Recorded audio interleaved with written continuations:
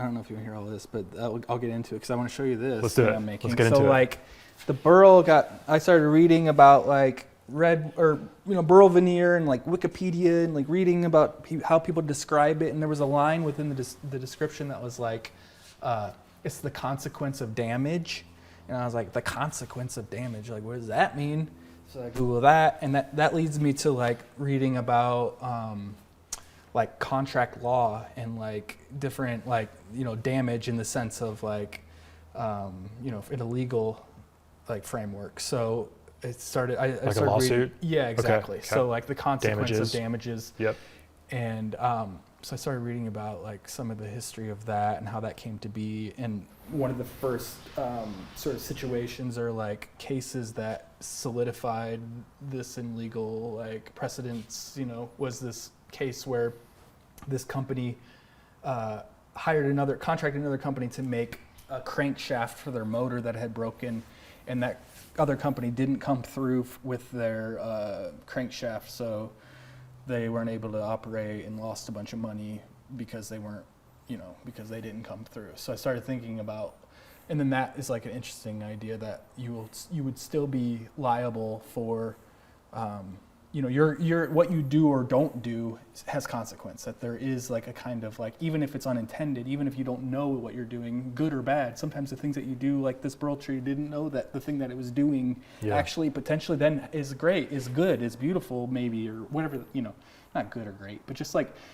the outcome is unknown, and I think that's interesting. So I was like, okay, crankshaft, this is like so distant like on the surface, but how can I like, maybe I can like bring in other objects and symbolism that like point and kind of lead me and open that conversation up into other ways. So I was like, okay, I'm gonna buy a crankshaft and I'm gonna make a mold of it and maybe make like a ceramic piece. So I'm working on this like 4-part cast right now, which is like, I'll send you some pictures. So, but I can even take this apart because it's like, is it ready? yeah, it's ready. So yesterday I poured this plaster, which is like, so this right here is a crankshaft from a car. Yeah. Okay. It's like a inline 6 crankshaft I bought off of OfferUp from some guy in like the valley.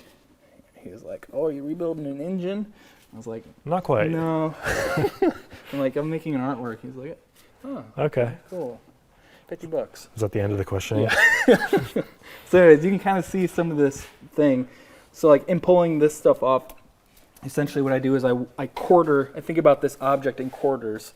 So I build a wall across it and get this quarter here. I see. I'll take this off here and build up halfway here with clay, and I'll put aluminum foil in between so it's not plaster to plaster. So then when I pour plaster, it's not touching, and then it's like here's the spout. So this is only, so you're gonna, I'll probably this is knock like, back some of this because that's always like, it's really, that line of that clay is really on right through the center of this object, and then right through the other. So it's like okay. So this is only like what you say was in quarters, like you do it quarter at a time. This is only 1/4 of the mold. Yeah, because I mean, the more parts you have on a mold, the more difficult it is to make, and the more chances for it to not work. But when you have an object that has what they call like undercuts, so like the thing I don't want to have happen is that I've embedded this into the plaster because there's a part that like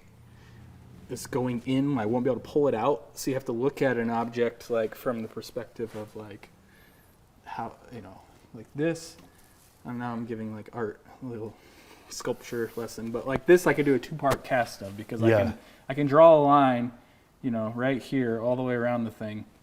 I could build this up with clay, pour plaster down on top, flip it over, pull the clay off, put aluminum foil, pour the plaster on it, and then I've got a 2-part mold. I'd need a spout or somewhere to be able to pour whatever material I want, whether that be resin or clay or whatever. But so this is going to be a 4-part mold. That's a really interesting concept because you were like, you got to get it out of the mold. Yeah. And how do you do that? Yeah.